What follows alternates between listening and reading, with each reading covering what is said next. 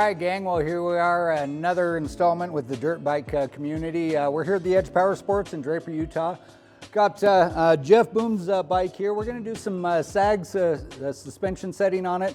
We're also going to dial in and fiddle with the clicker adjustments and actually get him more familiar with being able to adjust those on his own.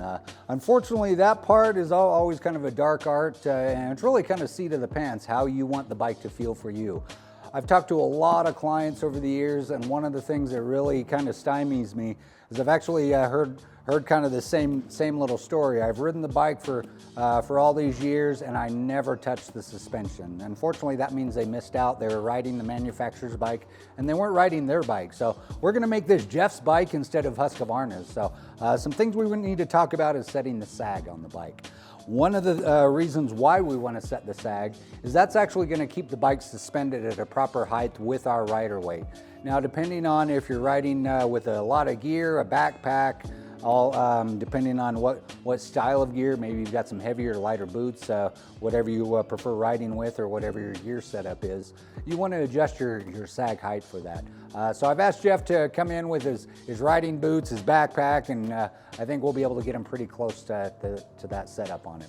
So the first thing we're going to do, if we can swing over onto this side of the bike, one of the things that we want to look at on our bikes, some manufacturers, mainly Husqvarna, Husqvarna, KTM, and Gas, is they actually have a permanent sag mark impregnated in the plastic work. It's actually a little mark right here on the fender work, and it actually says sag. That's a permanent measuring spot to where you can always adjust your suspension from there. So the first thing we want to do is we want to get the bike off the ground to where the back tire's completely hanging, the suspension is completely relaxed, and we're going to do some measurements. Now there's a few ways of doing it. I'm going to do it kind of the cheaty way, but I'm going to show you some ways that you can just do it with a standard tape measure, or with, I actually prefer a metric tape measure because it will calculate a little easier in millimeters. So we're going to do that. So let me show you some of our features here that we've got. I'm just going to roll my little rolly cart here.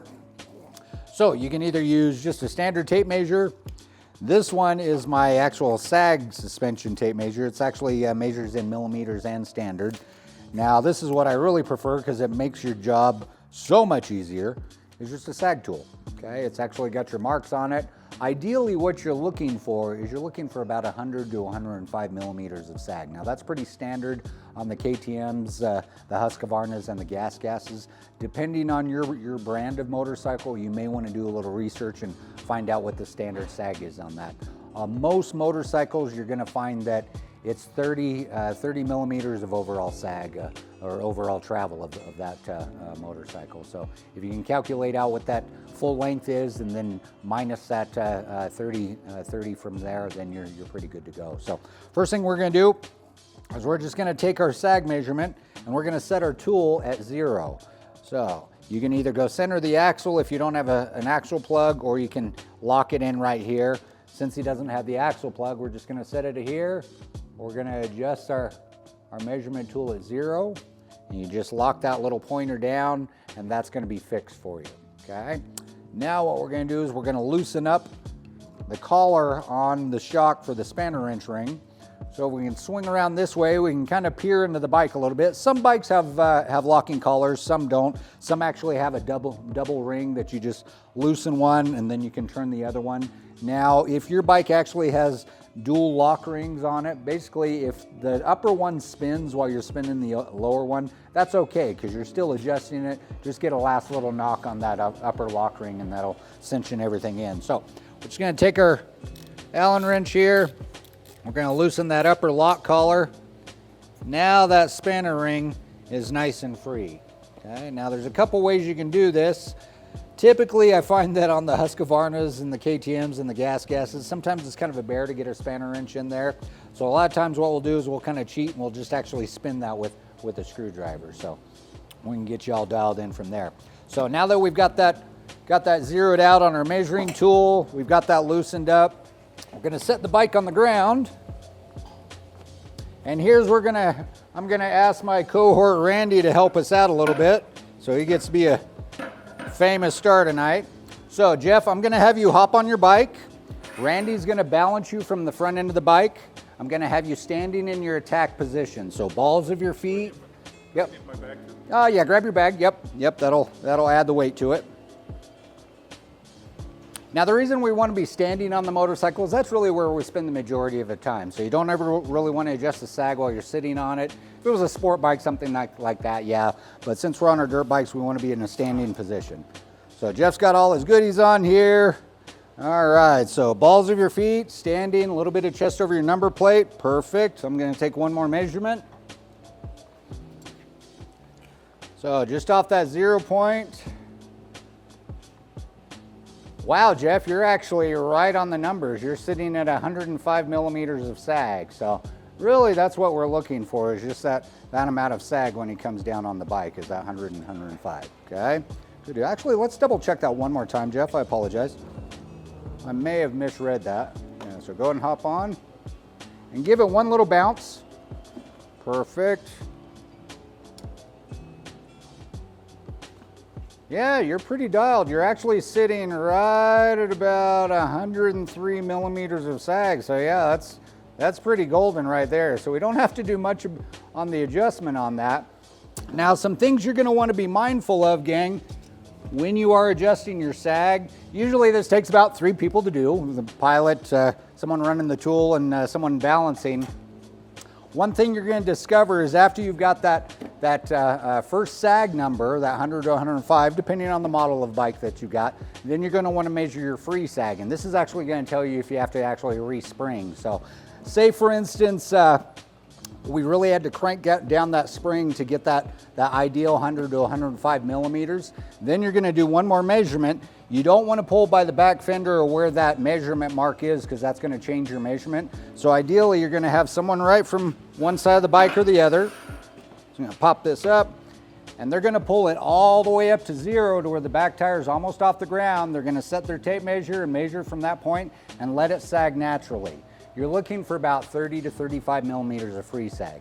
Now let's say for instance you really had to bear that spring down to get that 100 to 105, and then when you do your free sag, it's only sagging about 10 or 15 millimeters. That means you have to actually go to a heavier spring. And that's common, just depending on our weights of the bike and what we get into, okay? Yes, question, Jeff. So, whether it's unfortunate or fortunate in this case where, you know, it's perfectly set already. Mm-hmm. So just for the benefit of those that are watching, sure. If you have to adjust it, for example, where do you go and adjust So that? let me throw that up on the center stand, because when you are adjusting your spring, you definitely want load off the rear wheel. That way that spring will turn a little easier. And if it's maybe a little earlier model and it looks like maybe those threads are a little gummy, it's okay to take a little detail brush and kind of clean up some of those threads, even a little spritz of WD, just so that all rotates properly, okay? Good deal. Okay, so if we take a close look in here, Carlos, if you don't mind kind of swinging in here, we're going to take a look at the spanner wrench ring. Now, if we did have to adjust that, we could either sneak a bendable spanner wrench in here. I can get sneaky with a screwdriver, and we're going to manipulate it just by turning the spring and that spanner wrench ring at the same time. I'll just count my counts so we don't throw them off a little bit. And then you're going to do your measurement. So you put the bike back down on the ground, see where your measurement is. If you have to add or subtract, then you go from there, okay? Or if you want to get a little spanner wrench in there. In fact, here's some different styles of spanner wrenches. So we've got more of a fixed spanner wrench here. This is an attachment that you can hook up to a ratchet. That way you can spin it either direction, flip it over, go the other direction if you need to. So you've got some options there as well. I would really recommend maybe investing in a nice suspension tool. The cool part is it'll run you about maybe 30 bucks, and you can charge your buddies to set their sag too. So something to kind of think about. All right. So sorry to interrupt. No, you're good. No. When you were measuring it, it was turned around. I know you guys are filming at the same time. So those that are live didn't see it because kind of they saw it from behind. Sure, yeah, I'll spin this around just so we can kind of see the gist of what was going on there.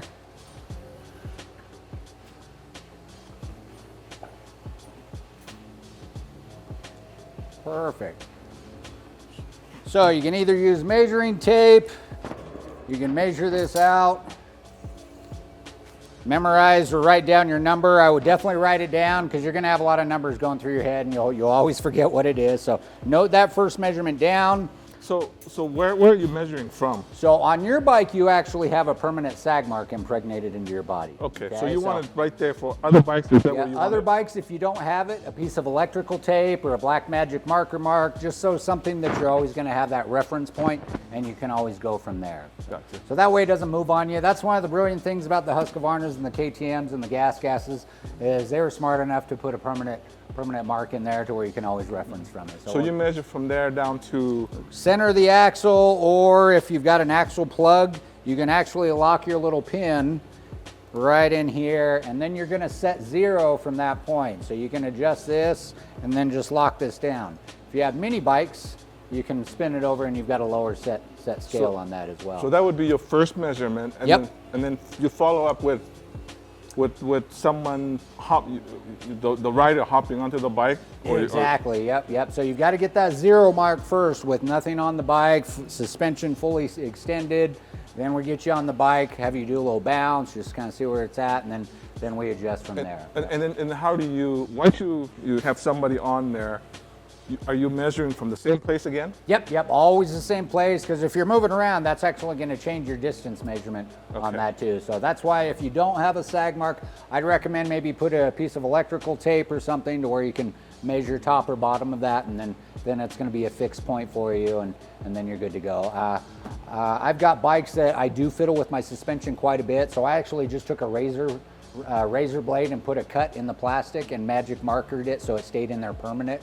And so I've got a fixed mark there all the time. So once you have the two measures, once you have the two measurement, you then find out the differences. Is that what? So it's not really the differences. So that first measurement, you're just measuring for overall distance and then sag, and then so that's your main sag measurement is what you're looking for. Then your free sag is your second measurement, and that's going to tell you if you have to actually go to a heavier, lighter spring. So let's say, for instance, we really had to back that spring out to get that 100 to 105 millimeters. And then when we do the free sag, you're getting about anywhere from 40 to 45 millimeters of free sag. That means we had to take a lot of that preload out of that spring, and that actually tells you need to go to a lighter spring because we've had to back it off so much just to get that ride height properly. So if it were the opposite, if we had to crank down that spring to get that ideal height, and then when we do our free sag and it's only sagging down about maybe anywhere from 5 to 15 millimeters or 20 millimeters,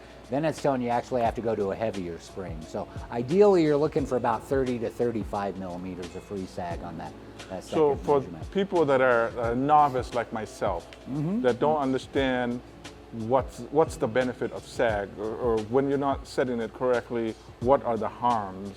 How would you explain to those people? Yeah, definitely. So basically your bike's not going to feel like it's elevated properly. It could either be sagging like this in the position, or maybe it's sitting kind of stink bug like that, and then the bike's actually not riding properly. So if you can get the bike at a platform to where it's working both front and rear suspension, and the bike is actually sitting in a good level plane, that's going to be ideal for you. Because if the bike's just kind of tractored out a little bit or stink bug, it's never going to come off a jumps right. It's never going to really attack those obstacles the way you want it to. So, and we're all different weights. Sometimes we gain weight during the winter time, so we might have to add a little bit of preload to it to get the bike working for us right. Yeah, I wonder. I'm trying. I want to make sure that those people that are watching that are novice like me, benefit from this live. Yeah, definitely. You know, the fact that it's adjust. I'm lucky, I guess.